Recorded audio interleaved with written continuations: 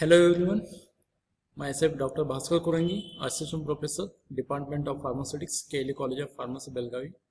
Today I am going to present the presentation on the pharmaceutical emulsion. So, in the learning objective, by the end of the topic, the learners will able to know, to understand the state of matter of an emulsion and examples. Second, to describe the emulsion with advantages and disadvantages. Third, they classify emulsion with their characteristics. And fourth, they describe the method of identification of emulsions. Coming towards the introduction of emulsion. What are emulsions? So emulsions are defined as the thermodynamically unstable system consisting of at least two immiscible liquid phases, one of which disperse as globules in the other liquid phase. Emulsions are two-phase system in which the dispersed phase is also liquid. These are the coarse dispersion having the globule diameter in the range of about 0.1 to 100 micron. So emulsions are also called the heterogeneous systems, or more precisely the biphasic system.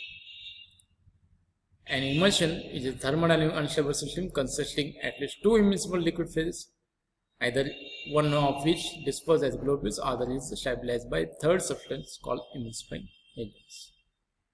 In another way, emulsion is defined as it is a dispersion system in which the dispersed phase is composed of small globules of a liquid distributed throughout a vehicle in which it is immiscible. Here in the diagram of the emulsions, we can see the globule structures, white globule structures and the blue continuous phase. So water is the continuous phase and oil is the discontinuous phase, which resembles the oil in water type of emulsion, figure 1a. Whereas in figure 1b, the blue colored droplets of the water discontinuous phase or the dispersed phase in the form of globules present in the oil continuous phase, presenting water in oil emulsion.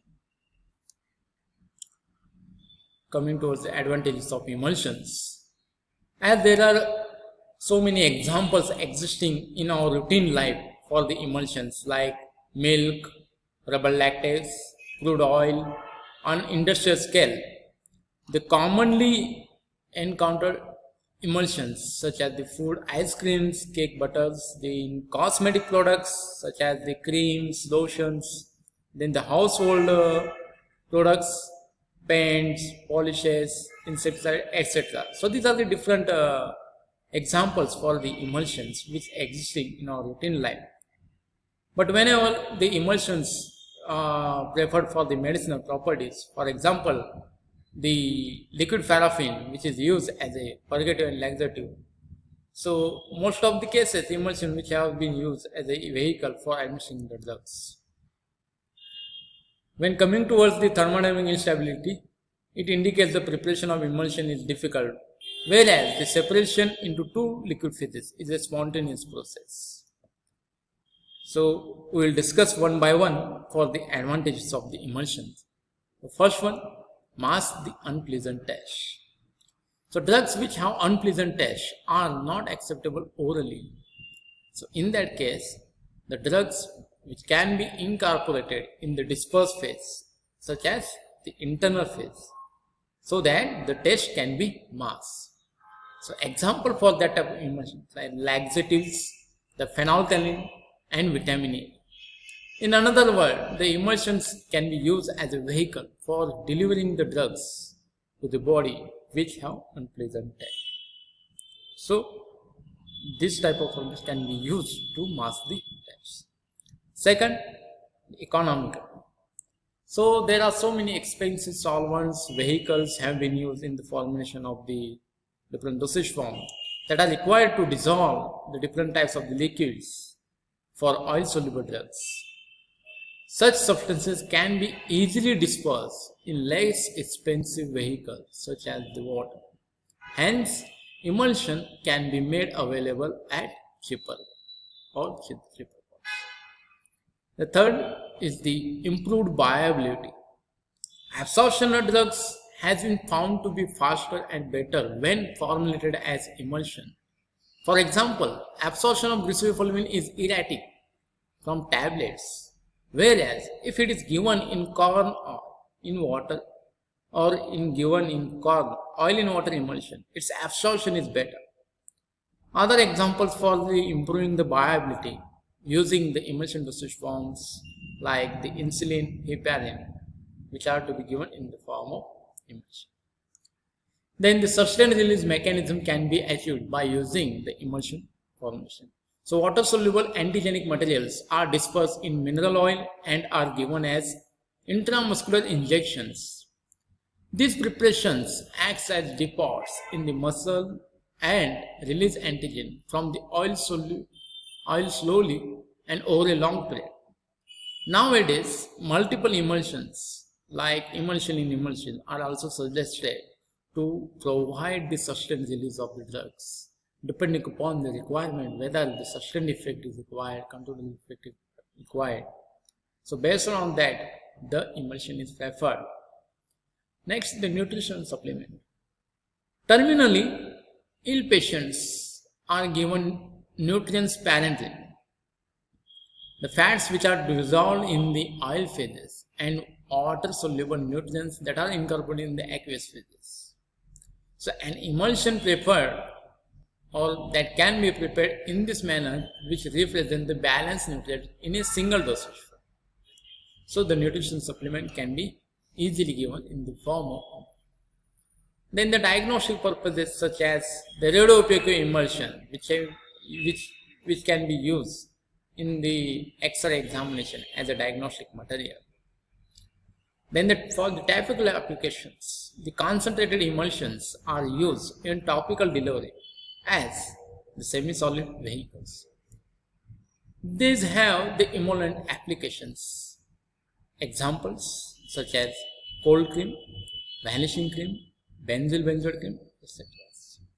Thus, the emulsion which are to be administered either orally, rectally, parenterally, and topically for various reasons. So there are some examples which have been prepared through parenteral emulsions used in blood replacement therapy, or the emulsion which can be widely used in many areas apart from the pharmaceutical medicinal purpose such as the petroleum industries, food technology, cosmetic, etc. Still, the emulsion which have so many advantages, there are some disadvantages related with this emulsion. So as emulsion is a thermodynamically unstable dosage form and the insoluble phase is separated slowly, so it have short shelf life or the short half-life. Then being a liquid dosage form, these are packed in glass or plastic container. Thus, the care should be taken while handling and storage of the emulsion dosage form. The classification of emulsion. So based on the dispersed phase, emulsions are classified as oil in water, oil present in the form of droplets dispersed in water. Generally, this oil in water type of emulsion meant for the internal and external use. For example, external benzyl benzoate emulsion, internal liquid paraffin in water. So, for depending upon the applications, this oil in water type of emulsion. Then the water in oil type of emulsion. So, water is present in the form of droplets as a dispersed phase in oil continuous medium. So, generally, water in oil type of emulsion meant for external use. Again, the emulsions are classified based on the globule size, such as 0.22 to 25 millimeter macro emulsion or fine emulsion, which resembles milky appearance and said to be kinetically stable. Whereas the another type for the emulsion based on the globule size is micro emulsion, which having the globule size in the between 0.01 to 0.2 millimeter. So indicating a single, the optically isotopic type of the emulsion system and said to be thermodynamically stable. Again, there is a special type of the emulsion, that is the multiple emulsion, emulsion within emulsion. So in this emulsion, water in oil in water and oil in water in oil emulsion. is there. So when there is a water in oil type of emulsion dispersed in a water continuous medium, that is the water in oil in water type of emulsion. And when oil in water type of emulsion is dispersed in the oil continuous medium, that is the oil in water in oil type of emulsion. There are some different tests which have been conducted for the identification of emulsion. First one is the conductivity test. So the principle of this test based on the water as good conductor of electricity. Therefore, in case of oil and water type of emulsion, this test will be positive as water is the external phase. So assembly that can be made use a pair of electrodes connected to electric bulb and dipped into the emulsion. If the emulsion is oil and water type and the electric bulb glows, indicating oil and water type emulsion. If the bulb does not glow, it indicates the emulsion is water in oil type of emulsion. Second test is the dye solubility test. An emulsion is mixed with water soluble dye such as the ammonium and observed under the microscope. If the continuous phase appears to be red, that emulsion is oil and water type of emulsion. As water is the external phase and the dye dissolves in it gives color. If the scattered globules gives red color and continuous phase colorless, then it is water in oil type of emulsion. When this test involves the oil soluble dye such as the Scarlet Red Sea or Sudan 3. So when it is added to the emulsion and the continuous phase appears red, then it is water in oil type of emulsion because this dye stains to the oil medium. The third test is the dilution test. So in this test, the emulsion is diluted either with the oil or water. If the emulsion is oil in water type and it is diluted with water, it remains stable as water is the dispersion medium. But if it is diluted with oil, the emulsion will break as oil and water are not miscible with each other. Oil in water type of emulsion can easily be diluted with aqueous solvent, whereas water in oil emulsion cannot be diluted with oil. Then coming towards the creaming test. So in creaming test, the direction of creaming is precisely indicates the emulsion type. So creaming is the indication of the instability of the emulsion. So when there is an upward and downward type of the creaming is there. So because of the densities of the oil and aqueous phases which are to be known. So based on the direction of the creaming, the emulsion type can be identified.